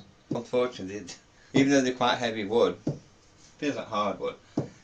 These things sail through them. It's like they don't feel it. It's like they don't slow it down at all. And I'm starting to think, well, Skittles are a fucking shit way of measuring energy, because the ball, the bowling ball, whatever, it barely knows it's hit anything. It's like a tickle. When we watch bowls hit a row of Skittles and they all go down, well, they aren't a row, are they? But when we see a bowling ball hit 10 Skittles, I don't know what the technical terms are. We just see the Skittles going. We don't. Nobody's looking at the ball, are they? Really? The ball's fucking gone, isn't it? Anyway, you can't see it. It's usually quite black. You can't see it. Nobody's looking. But for all we know, it's still got plenty of energy. It could probably knock down another 50 Skittles for all we know. How do we know? Gary doesn't know. He's just guessing. He's guessing that hitting Skittles is a good way of measuring how much energy the ball has in it. But it isn't a good way of measuring, is it? Because he's never checked. He's never done any checks. None whatsoever. He's just, all he's done is guessed. Now at least I'm trying. I'm not saying this is perfect. Obviously it's not. I'm just some layman, ex-electrician type person, doing my best to try and put together some experiments to see what will work and won't work. Anyway, these are fat lawyers because you know, £16 weight, or the 8, well I've only tried the £8 one in fairness to knock these down. The £8 one just fucking sails straight through them. Oh, these are on tracks, by the way, to reduce friction. Now these are some lightweight Skittles which are even less useful. But yeah, at the time you don't know until you try, do you? You have to try these things. So I do make the effort. So when Gary says that trains xylophone or don't xylophone, and you think, what's Gary on about? Trains xylophoning? Doesn't he mean concertina? Yes, he does. He's confused, isn't he? Because he's a thick bastard. But even so, I thought, well, if Gary wants to see trains or other vehicles xylophoning, that's what he shall have. Come on. Come on, here we go, tortoise. Just for Gary. Woo. There you go. There's your train xylophoning, Gary. Are you happy now? Are you happy now? Right, fuck off, Gary. You prick. Now, a more realistic test I figured what might work better is filling water bottles. Filling bottles with water. 1 litre each, that's 1 kilogram. Now, I've not tested them properly yet. I've only tried just messing about. I put them in these slots so that I don't want them just falling anywhere. I want them to fall out of the way so that it's a fair test. So that when this carries on going, they aren't going to just fall into the path and then ruin the test. I want them to fall out of the way, which is why I put these pigeonholes, these slots, like a postman's slot type thing, built, you know, with my own fair hands. Trying my best. I know it's not a work of genius, Gary, but let's compare it to the effort you've made, shall we? Let's have a quick look now. And there was Gary's effort. Now, let's move back to mine. Okay, now we've listened to Gary's pathetic guesswork and shit. I've not actually tried this yet, in fairness. Oh, by the way, yeah, I've not showed you the other bit, really. How these get propelled down the tracks. Framework to try and keep it nice and solid. But basically what I've got here is, that's a tape box. I'll find one down here. Yeah, they hold recording tape. For those of you who are too young to know what recording tape is, that's recording tape, professional recording tape. Put them in a variety of types of boxes, but these particular types of boxes, well, this one's all glued up now, but I don't know what experiments I was doing with that a while ago. So in this case, the lid is hinged and the tape pops inside there, so it's a box, right? I've got 2 of them strapped together here. But here, I've got 2 individual ones, one there, lined up with the first track, and then another one behind it, weighted the same. I've weighted the insides of them. I've put the same amount of metal inside, whatever that totals, let's call it 1.5 kilograms I suppose roughly, in each, so that they both then exert a pressure against that. And so if I press it against the edge there, it will release the same pressure every time. Same on that one there. Yeah. So this is the lightweight one. Roll it to the same position. You got an idea what was going to happen there, didn't you? But I can vary the weight within the limits. I might have to modify this arrangement because I'm not sure how much more weight these can take before the hinges give way. So I might have to come up with something a bit more substantial than these plastic boxes. But for the time being, you've got the idea how that's supposed to work. Should we give that another go? That was quite interesting. I wasn't planning on that, but it just happened, didn't it? Did the camera even catch that? Yeah, see, these are things I need to work on. I'm just showing you how I'm developing it as best I can. If anyone's got any suggestions, not that I'm likely to see, if I'm honest, because I'm avoiding going looking at garage crap for the moment, so I can concentrate on this and, you know, just watch a bit of telly for a change. Because honestly, it really does get you down. It does depress the crap out of you. You start thinking, God, I want to kill my fucking self now, because you listen to Gary for too long, you do start thinking, oh God, life's pointless.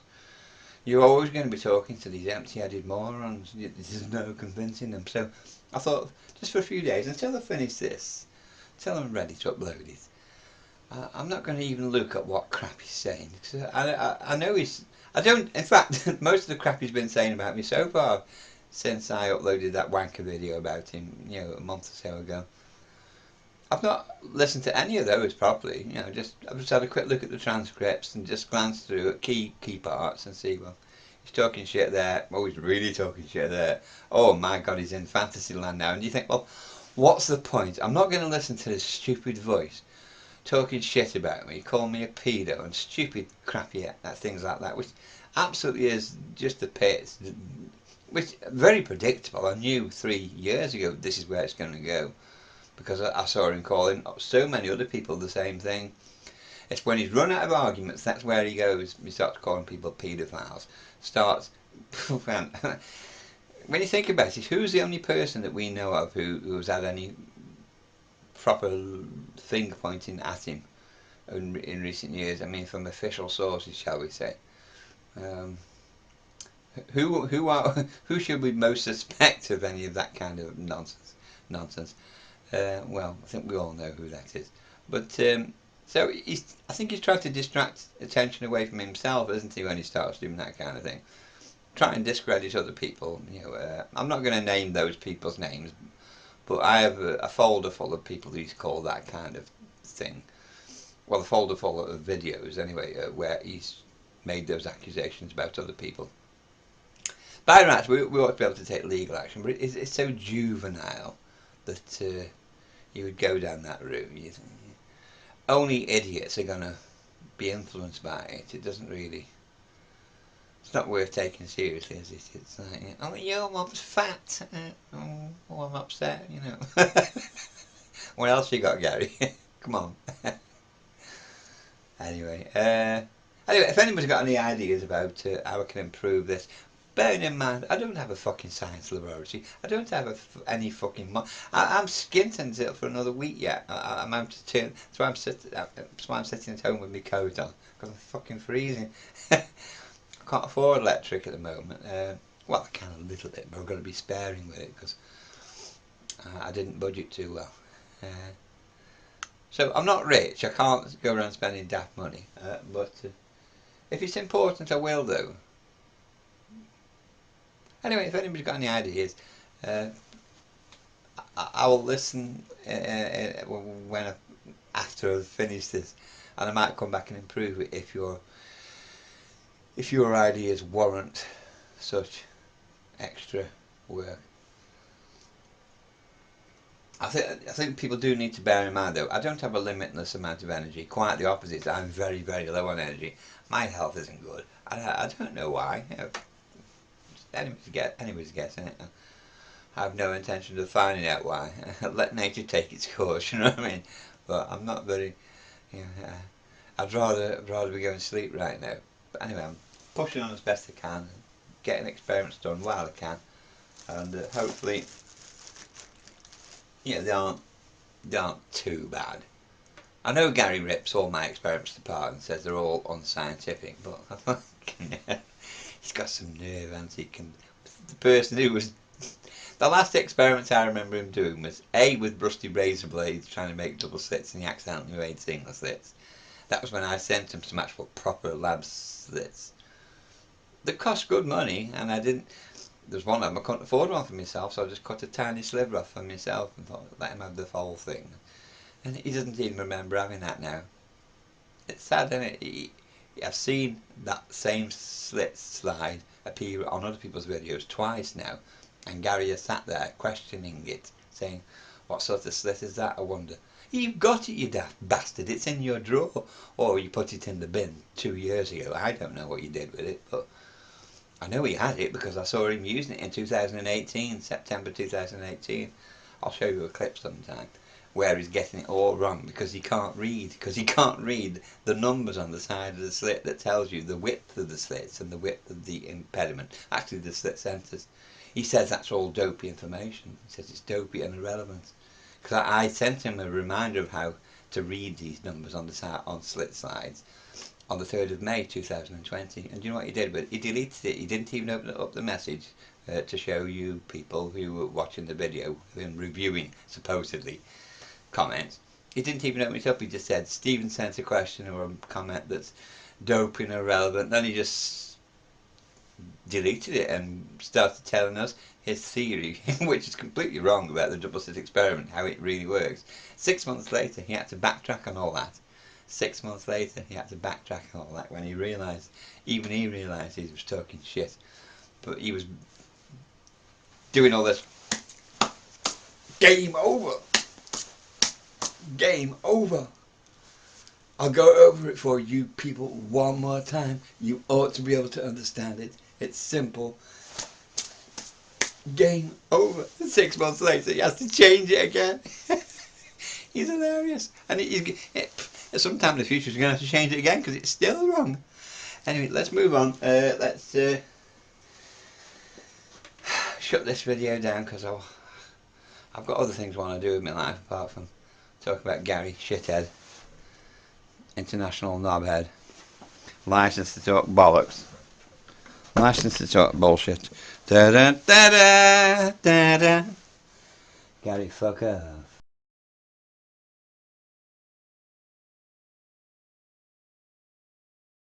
Kinetic energy theory says this card has twice as much energy as this final card here. The one going half as fast that weighs twice as much. Now I'm clearly arguing that's just ludicrous. If we bang them into a spring, they'll compress the spring the same amount. And yet they don't. What a surprise.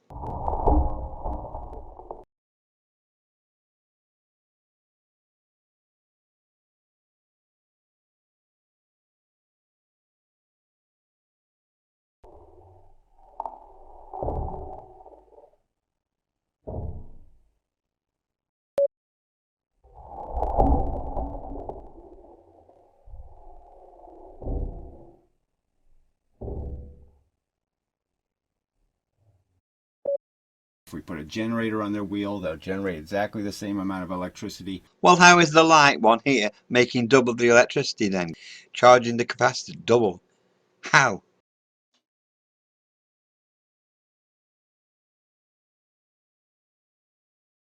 If we put bowling pins in front of them, they will knock over the same number of bowling pins. And yet, when we test it, it always knocks more. Funny though, isn't it?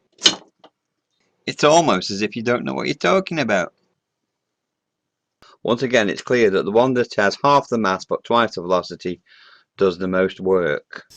So it's just silly, frankly. Well, if you say so, it must be good enough. Why does anybody bother to do any studying at all when they can just ask Gary? International know-all, international knobhead, license to talk bullshit.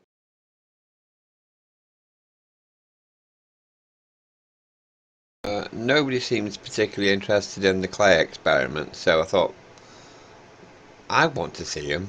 Whether they're valid or not, I want to see them, you know. Anyway, so I've done them myself as best I can. It's only a first trial run, but it's a pain in the arse having to do, to be honest. It's a bit trickier than you expect. Anyway, I've made some crude measurements about the penetration depth of dropping it from various heights, and I'd like to put the information out there for anybody else to reflect on, and if they have any ideas why I'm getting slightly Not quite the right results. They're on the right side of the kinetic energy formula, but they're not quite right. Am I doing something wrong, does anybody think, or what? Is it the shape of the objects I'm using? But that doesn't sound right. But anyway, just thought I'd give it a quick go. I'm not willing to spend too much effort. Pardon me. I don't want to expend too much effort on it, because at the end of the day, the only person that has any serious doubts about the kinetic energy formula isn't taking any notice of any experiments I do anyway. He just makes his mind up what he wants to accept as evidence, and, and that's good enough for him, you know what I mean? He isn't doing any experiments, never does. Probably hasn't done any in over 2 years, I don't think. I don't remember any. And the only ones I remember him doing before that, both the experiments turned out to be wrong. He'd made some crucial mistakes in those. One where he misidentified a single slit as a double slit because he'd intended to make a double slit, but it wasn't a double slit pattern, it was a single slit, so there was a flaw in his home manufactured double slit. He thought it was the colour of his hair that wasn't quite dark enough to act as an impediment, a barrier. So I think it was a single slit. Well, I know it was a single slit. I could see it. I'm not an idiot. I can see he had the double width central maximum. But at that time, he's saying, well, this is a double slit pattern, and you just can't see the. He meant the envelope pattern, but he used a different word. I can't remember what. He said you can't see it because it's off the paper. That wasn't the reason. It isn't there, wasn't it? It was a single slit pattern, but he didn't realise.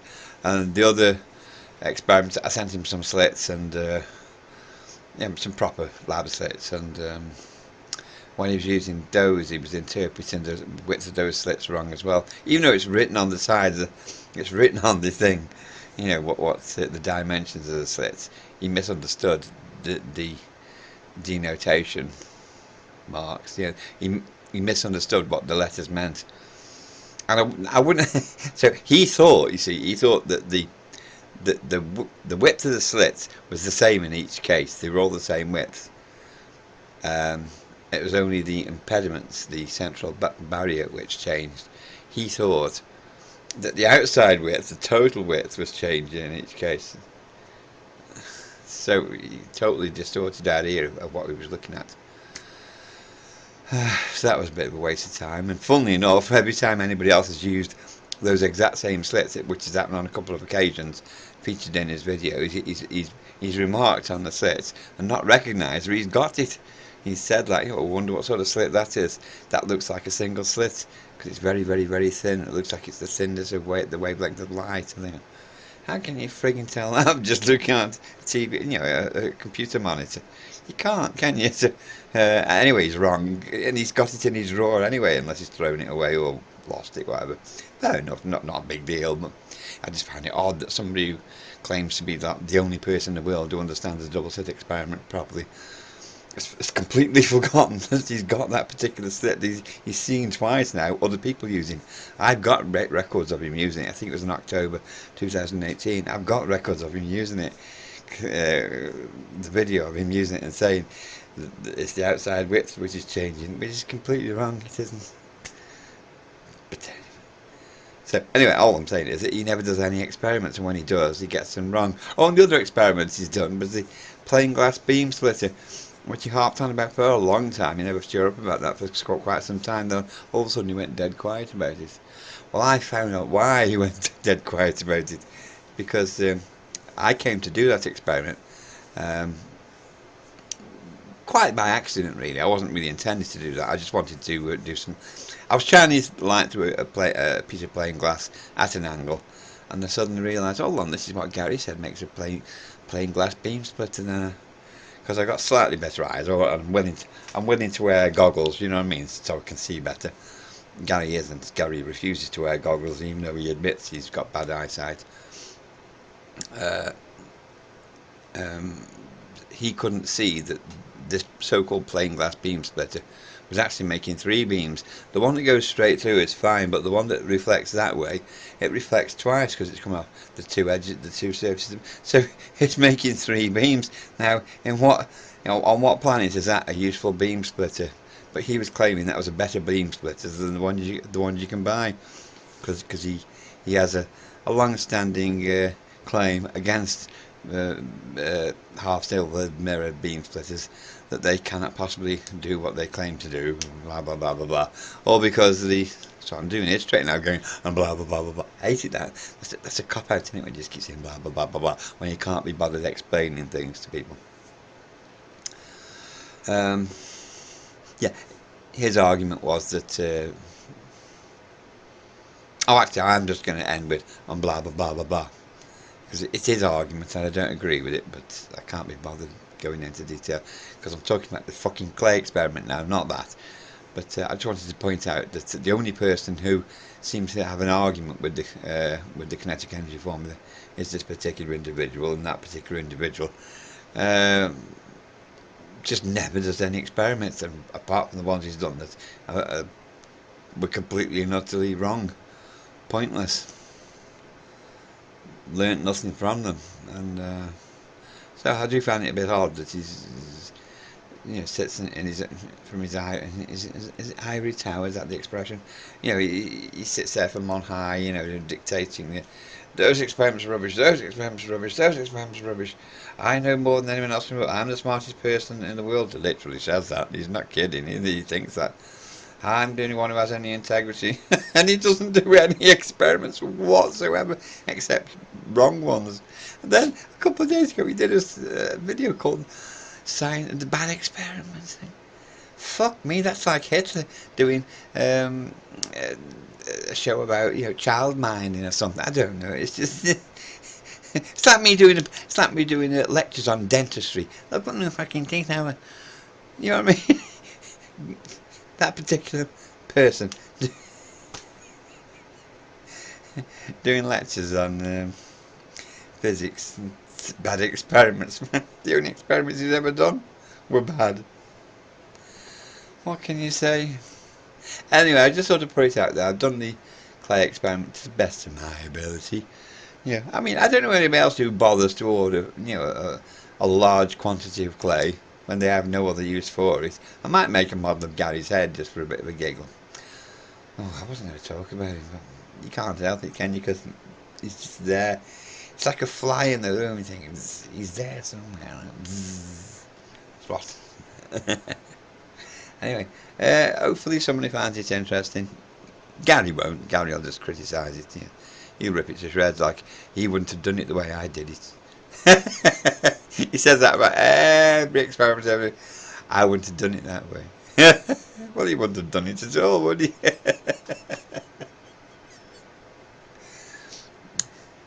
No, I wouldn't have fucked her like that. No, I'd have fucked her differently, you know what I mean?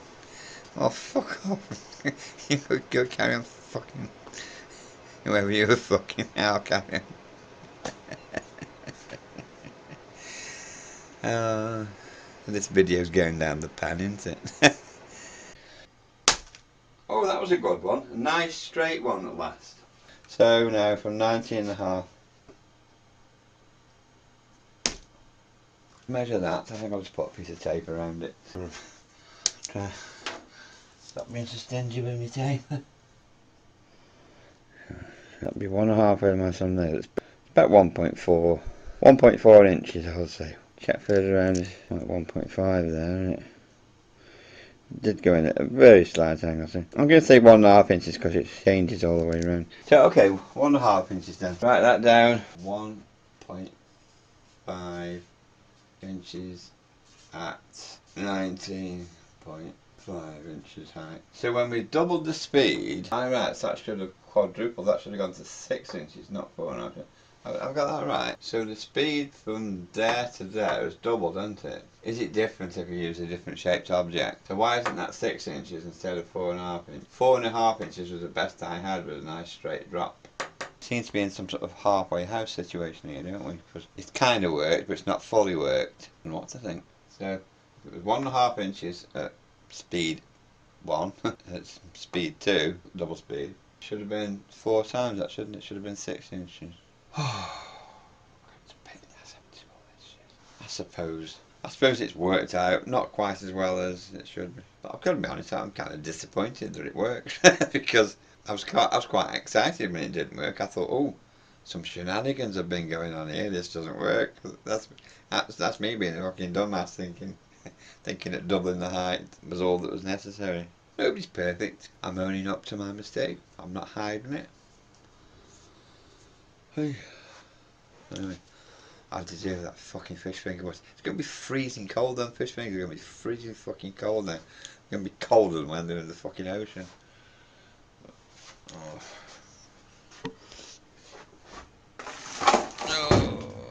What to do? I need to wrap up the clay. And I bought some clay and I'm going to drop. Sorry, I'm going to put the clay on the floor and drop various objects into it because it's quite a decent chunk of clay. It's as deep again as it is wide, I suppose. So I could do is just flatten it up a little bit. See, I'm thinking of dropping this in it onto it, like nice heavy copper thingy. Let me just weigh it.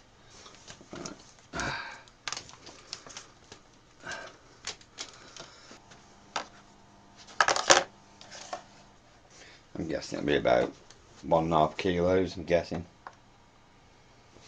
1.25, I suppose. That might be a good one as well. Could use that. Okay, nearly a kilo. I should write on these, shouldn't I? The weight. I'm not sure I'd dare drop that because that's well, it's a bit too wide anyway. Really. If it was round shaped, it's more like your cannonballs type thing. Isn't it? But I'm guessing that's going to be nearly 3 kilos. Oh God. Oh. 3.144. Wow. Same diameter, but if I could drop it that way, that might be handy. If it will stay dropping that way, you know. I'm guessing. Well, obviously that's going to be about 0.7. Oh yeah, not bad. 0.737. Let's try that. Half kilo. No. 356. That might be okay. That's a nice compromise. I think that'll be about 2 kilos. I'm hoping. That feels like 2 kilos. Let's see if it'll stand up. No, 1.5 kilo. 1.59. 1.591. Oh yeah, so that was a 1.25. That's about 1.5. The 1.25 to 1.5. Almost 1 kilo. Some lead, but it's not in the shape I want. Actually, wait, I do have some lead weight. I forgot. Where the fuck have I put that massive lead weight? Snooker ball. I was just trying to drop it in clay earlier. It's dried on now. 96. Alright, we'll call it 90. Smooth the clay up a bit, you know what I mean? Just try and.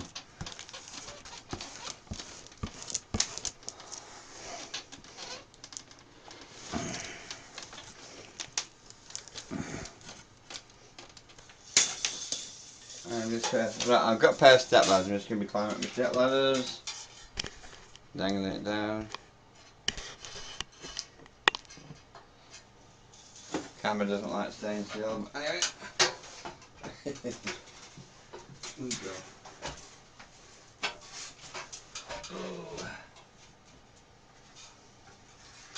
Blinded by the light, ripped off like a deuce, another runner in the night. I wish that I could sing.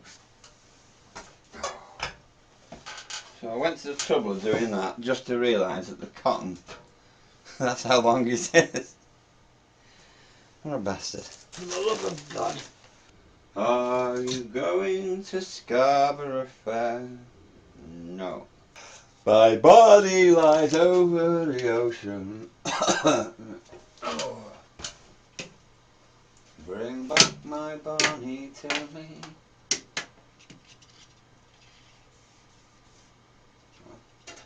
Let's mark the height on that board. I've marked, put a piece of tape around the cotton and marked it on the board where that's level with. 78 inches, alright. Okay, so 78 inches. 78. 39 inches the halfway point. So now from 90.5. Measure that. I think I'll just put a piece of tape around it.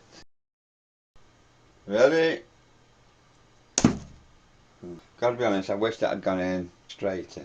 However, it is what it is. Take a measurement.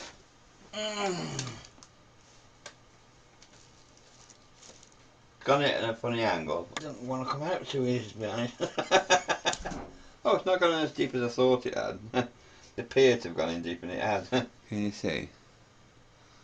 I'll do a few of these, but just for now, I'll put a piece of tape around it. I'll mark that at kind of, because it's an oblique angle. I'll put the tape around.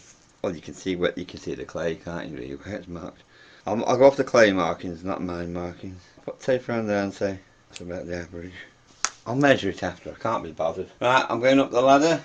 It's a weird thing to be doing with your time, isn't it? This. Dropping fucking metal into clay. I'll get the height right, Steve. I nearly had the height wrong then. To the right height. I think I'm ready.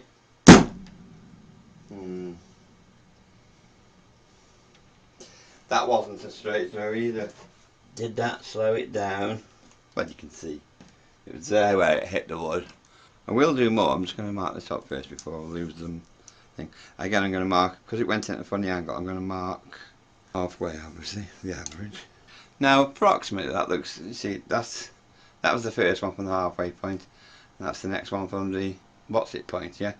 Yeah, so that's from the halfway point, and that's from the full thingy. That makes sense. 2 inches, that's easy to remember, 2 inches for that, 3.5 inches for the other.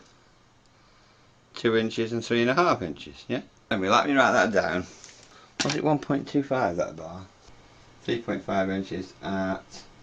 I remember making a couple of really good models at school when I was a kid, and I made a boot, like an old man's boot, like clay, and that came out fucking great on this. And a rabbit, that came out great as well. You know, really good sized piece, about the size of both of them, about the size of this tray, you know. And they were on display in the dinner hall at school. Oh yeah, and then I was heartbroken at the end of the year. Teacher said, "Who wants these ornaments?" And they gave them away. My fucking worst enemy, Adam. You bastard, what have you given him for? Well, not my worst enemy, Stephen Alcock. Alcock no balls, he's called him. Fucking give them to him, why? I didn't know, because I never used to go in for dinner. So I never knew. Bastards. I'd love to I'd still have them. See, I've still got clay models that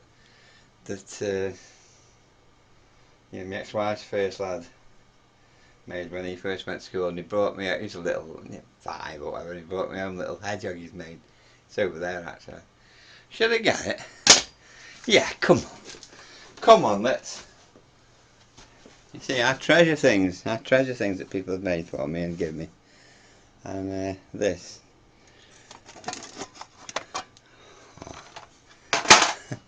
To me, this is a little work of art. He made when he was 5. Little hedgehog. I just fucking love it. He's about 40-year-old man now, but I think, getting on. I'm just so. Now, how old would he be? I'm 60. I'm 20. Sorry, I'm 62. And he was about. Yeah, I'll be about 37, I think, actually. But I just love that. You know, you put all the detail in it, you know what I mean? I've treasured it all my life, you know what I mean? Hedgehog. You know, that's fucking brilliant. He's got his, he's got his little initials on there. Oh, brilliant. Melts my heart, that does. I love that.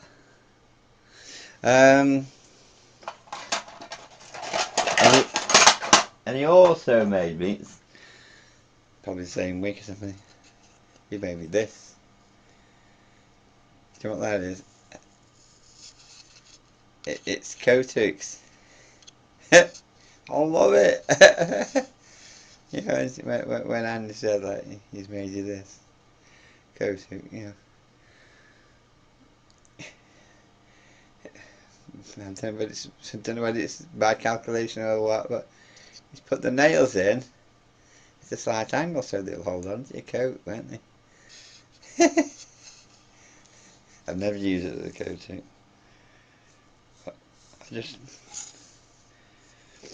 I'm an old softie, aren't I? See, I just think these things are wonderful. And there are some things I made as well. I used to make brass inlaid trinket boxes because I was too poor at Christmas, you know, to make, you know, it's full on bits this one, but that's the lid, you know. Yeah. So you'd work for bloody weeks trying to make all these before Christmas, thinking can't afford buying them for anybody. But yeah, it's an enjoyable little hobby, you know, inlaying brass, but it's quite tricky, and it's annoying when you're nearly finished and then the brass lifts up. You've ruined your work. Really. You can't put it back in again. You've ruined it really. But I did all sorts of different designs, you know, all kind of geometric type of designs. I love polishing brass. You know, I could do this kind of thing all day. If I was earning enough money. One year I did try to make a living selling these before Christmas for Christmas presents, but it gave me a nervous breakdown because somebody else started going out to get the orders for me, and I had about 50, 60, 70 orders, I can't remember. Oh my god, I was having a nervous breakdown trying to keep up because it takes so many hours each to make. It's a very labour intensive job, and of course, you know, you're only selling for about £3 back then. It's going back a few years, maybe £4. The person who was selling them, he might have been charging more than I was charging. I don't mind because I didn't like door-to-door selling, so he did the door-to-door selling, and I did the making. But I was having a nervous breakdown over it. And he was delivering them Christmas Eve, 10 o'clock Christmas Eve, you know, because it was taking me that long. You know, I was working all the hours God sends, breathing dust. You know, just making me really ill. Actually, getting flu and all sorts. It was horrible, horrible times. I'll never do that again. But it made me laugh though, because to sell them, he pretended. He said to make it easy for him to sell, he pretended he was making them. You know, that he was a student and he was making these things for Christmas. What's happened there? How's it going down? Yeah, and so he said to me one day, one of the customers asked me, what are they made of? And he didn't know because he knew nothing about woodwork. It was me making them. He just pretended to be the maker of them. And so I said, what did he say? He said, I told him, oh, it's just ordinary standard wood. What the fuck's ordinary standard wood? I want to give that another go, another drop with the. I'm hoping to drop that, get it to go straight. You know, I don't understand why it keeps, you know, not dropping straight. Because I'm holding it to the top and just letting go. So why is it? Maybe I'll hold it like that. Maybe I'll let it slip through my hands. I'll try that. That might be better. To let go. It was a cleaner drop, but that was a cleaner throw, cleaner drop. Well, it's the same, isn't it? A little bit deeper. A little bit deeper. Yes, a little bit deeper. Yes, it is a bit deeper actually, yeah. Yeah, bob on 4 inches. That's bob on 4 inches. I'm struggling to give you a good view of it and hold it so I can see it as well. Anyway, it's 4 inches. 4 inches. Too close to the edge, wasn't it? Oh, too close to the edge, I think. Can't really go off that, can we? No, that's not fair, is it? But just out of curiosity, that's how far it went. But like I say, it was on the edge. That was no good. Go again. Go for it again. Oh, that was a good one. A nice straight one at last.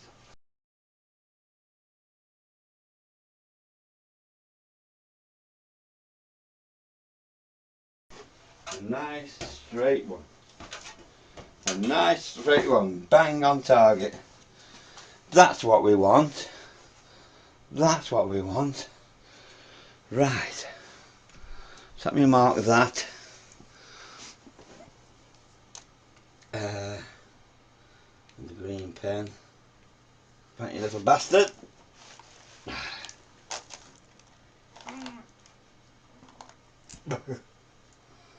Can you see the green pen mark on the blue tape? There.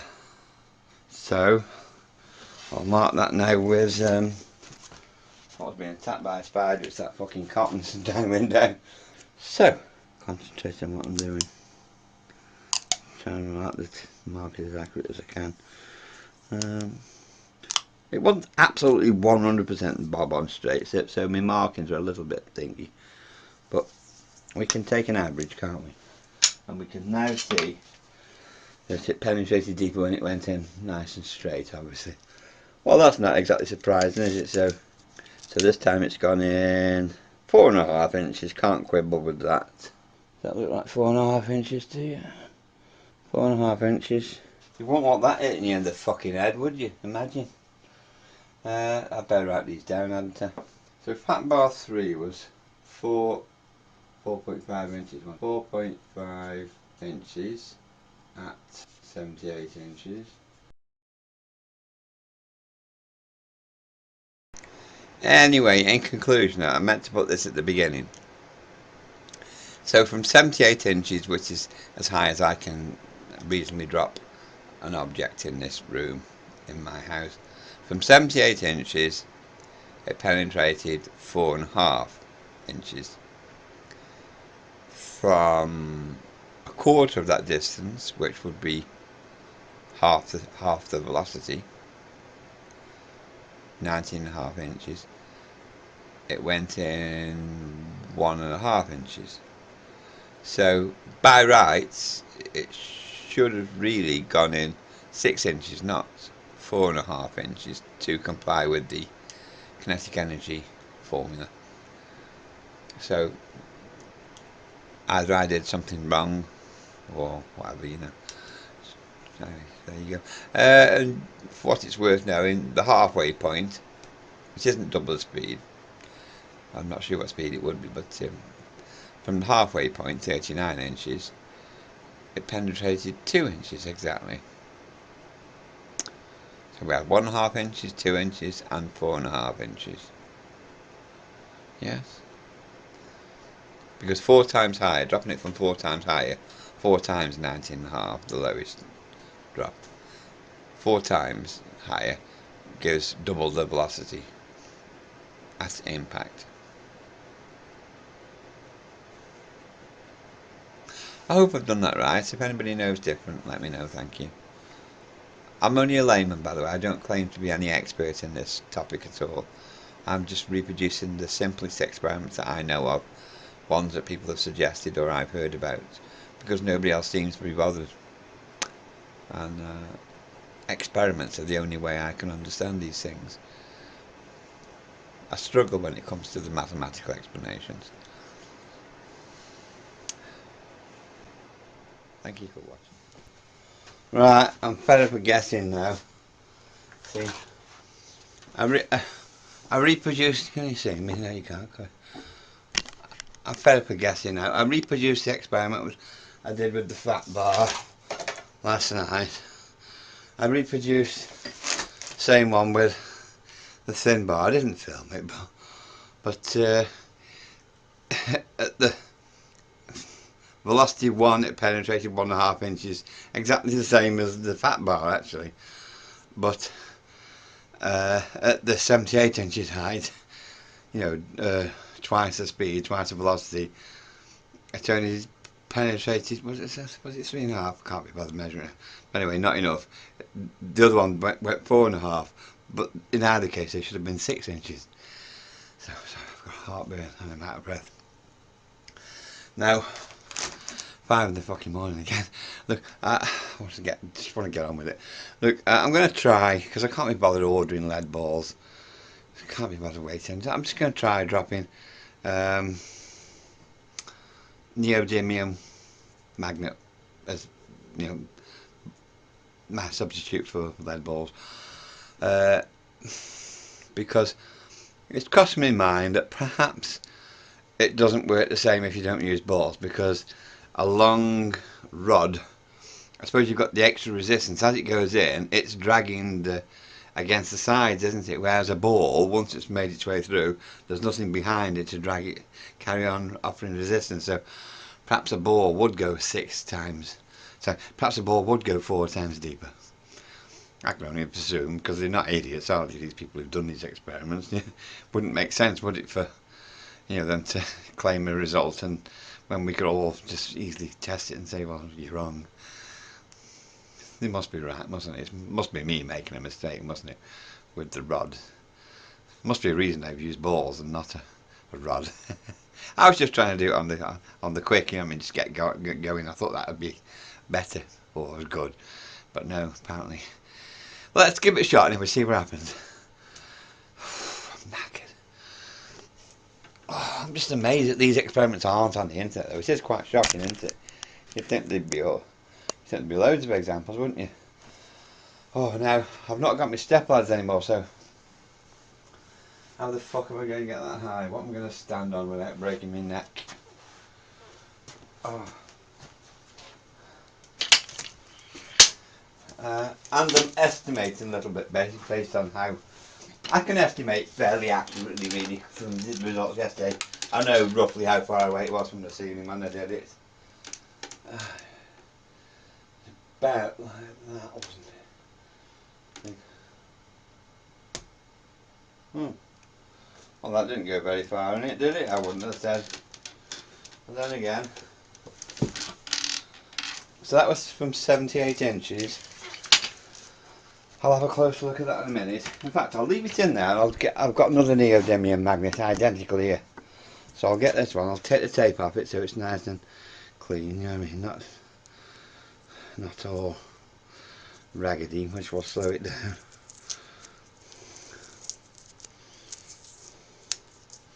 Okay. So now I dropped that one from 19.5 inches. And tape measure. Oops.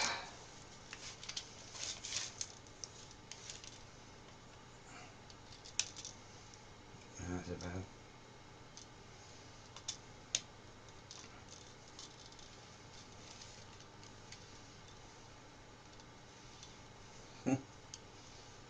Come on, Steve. Oh, for the love of God. Why am I making this harder work than it need be? Oh God, my eyes is terrible. Seriously, Steve.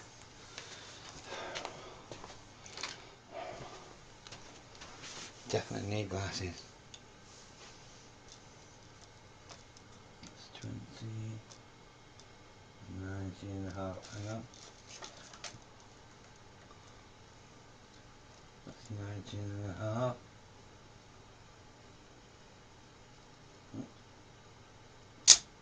Oh, it's stuck to the frigging tape measure because it's a magnet. Can't get a break, can I? For fuck's sake. Is that really 19 now? It looks fucking 17, 18, 19. Doesn't look high enough.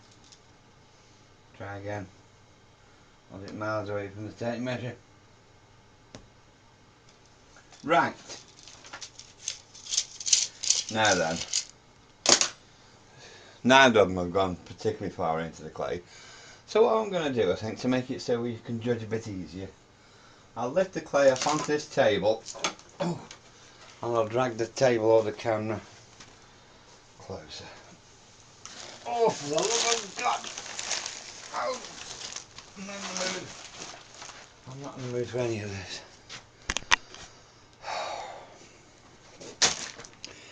Can the camera get closer? The lead's not very fucking long. pull it out. Ooh. Pardon me. Pardon me, got heartburn. Been drinking energy drinks all night. Trying to stay awake.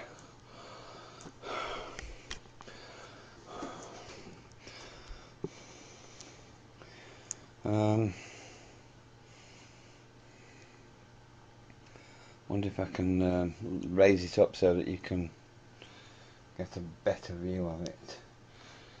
You know, at about the same height. How shall I do this? How shall I do this? How shall I do this? Okay, maybe not do that, maybe. Tell you what, just let me fuck around with the mic stand that the camera is mounted on. Maybe I can do it like this instead. Take that back there. So I'm just talking to myself, folks, because that's how I get through the day.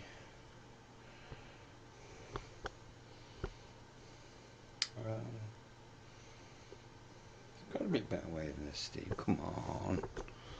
Tell you what. Sorry, I know I'm just talking to myself, aren't I?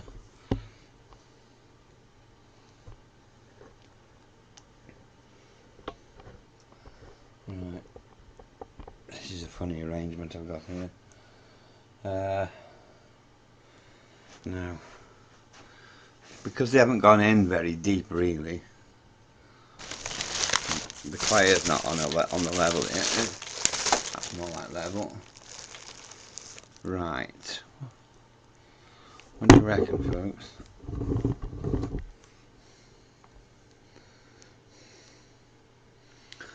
I don't really honestly know how to go about measuring that, because they've not gone deep enough to get an accurate measurement, have they? And let's be honest, because the one from twice velocity has only gone halfway deep. Pardon me. It's only gone its radius deep, so to speak, I would estimate there.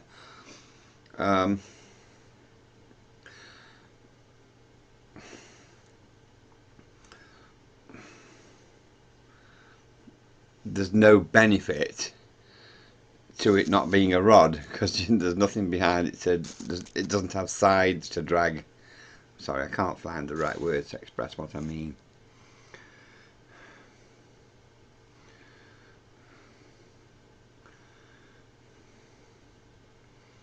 I need to take measurements, but I'm not sure how to go about this, really, because it's a bit tricky to measure that, isn't it?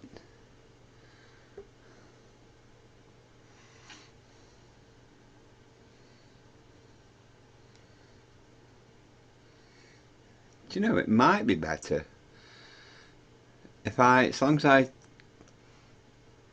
film from the same distance each time, if I could get those two balls equidistant front to the camera lens, then I can measure on screen, probably, can't I? Do you follow me gist? So then it would be easy to take a measurement of a blown up image on my PC monitor, because these look massive on there. I can get a better measurement. So if I can just turn this so that I'm viewing them both from equal distances. Oh, one of them isn't on camera. Something like that. A bit further away perhaps.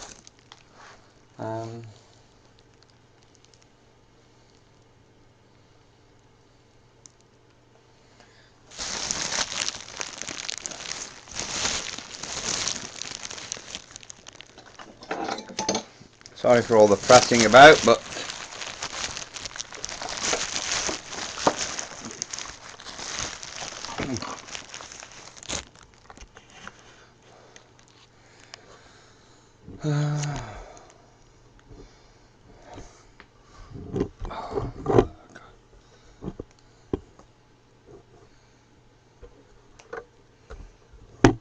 all I want is an image. both of them. If I can get one good image of them,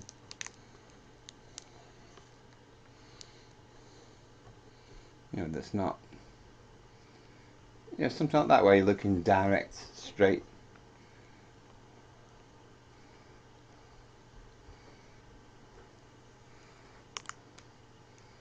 I think you can tell what I'm trying to do.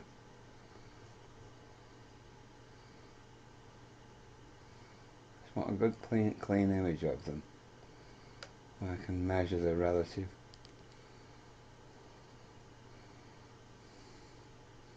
depth of penetration. Snapshot. So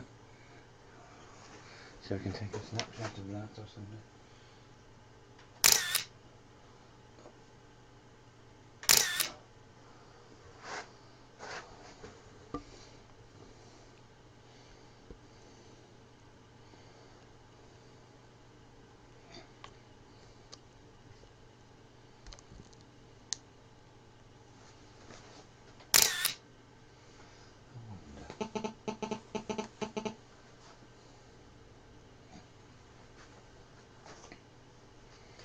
Okay.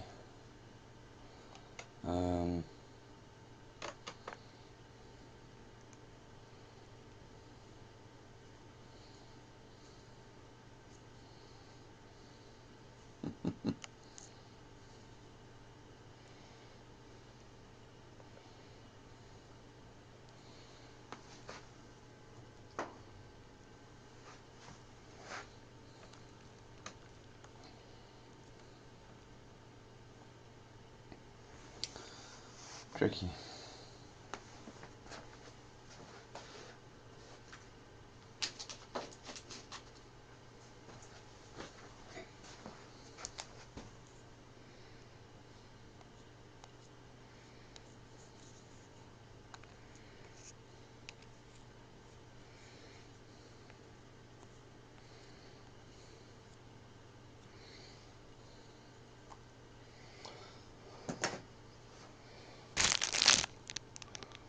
Come out, you little bastard. Come out, you little bastard. Come out, you little fucking hell.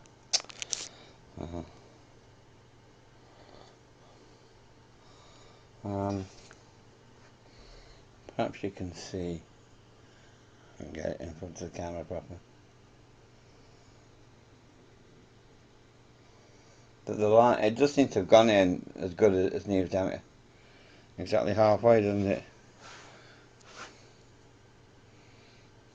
So I can't hold it. I'm trying to look at the ball and the PC monitor at the same time.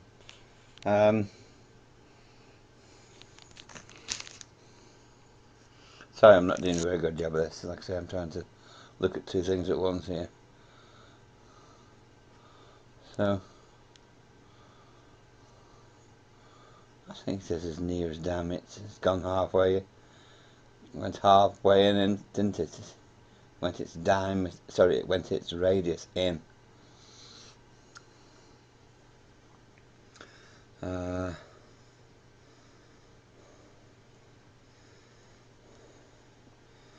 can just wipe the clay off that a minute. Some of it. And place that in the other hole.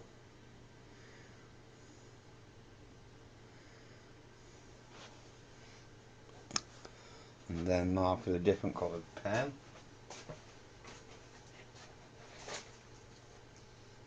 I can find, oh yeah. Mark with a black one, that's harder because it's, well, you can see why it's harder. Oh god. Oh, I've got such bad indigestion, I feel fucking awful. Oh, can you see that? Is that any help? That's not a bad image, is it?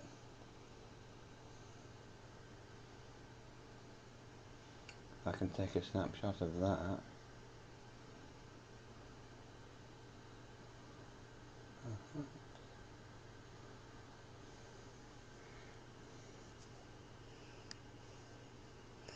But I've not put it in straight ever. Oh no, you can't go off that now. Look. I didn't place it back in the hole the same, does it? No, okay. So, like I say, it's tricky to measure, isn't it? Anyway, at least I'm trying. At least I'm trying. Don't be so fucking hard. Right, that'll have to do for now. Bye. You know, unless I'm making some massive mistake with these experiments, uh, but no one is showing me what massive mistakes I'm possibly making. And nobody is repeating them. Gary certainly isn't, and Gary's the very one who needs to. If Gary disagrees with them, he needs to repeat them and show me where I've gone wrong. If he claims that the half-mass object propelled by the same spring as the full-mass object will go 4 times higher, he needs to show us that. That should be a simple thing to do. He will not do it because he knows it's wrong. He's got to know he's wrong. He can't be that stupid. It's not possible for anybody to be that stupid. Also, if he claims that the half-mass object propelled by the same spring goes twice the velocity, he needs to show that also. Again, he cannot show that. I don't think he will show that, but that's what he needs to try and show us. He needs to if he wants to be taken seriously. And he won't show us because he'll be taken even less seriously, even by his own supporters, who will then say, oh, Gary, turns out you've been talking a load of old nonsense. Even Alicia Shepherd might notice. Anyway, I'll shut up. Thank you for listening.